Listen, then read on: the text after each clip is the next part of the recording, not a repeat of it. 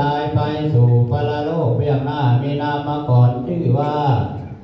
คุณพ่อเฉลิมแสนที่ผู้ล่วงลับไปแล้ว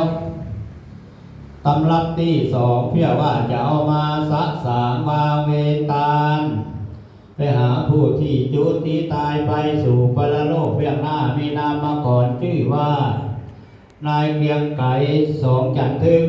ผู้ล่วงลับไปแล้วตำรับที่สามเพื่อว่าจะเอามาสะสางวาเวตาลไปหาผู้ที่จุติตายไปสู่ปรโลกเบื้องหน้ามีนามมาก่อนชื่อว่าคุณตามโนนคุณยายไข่มณีจันทึก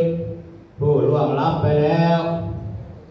สำรับที่สี่เพื่อว่าจะเอามาสะสางวาเวตาลไปหาผู้ที่จุติตายไปสู่ปรโลกเบื้องหน้ามีนามมาก่อนชื่อว่าปู่ย่าย่าตุมแสนทิผู้ล่วงลับไปแล้ว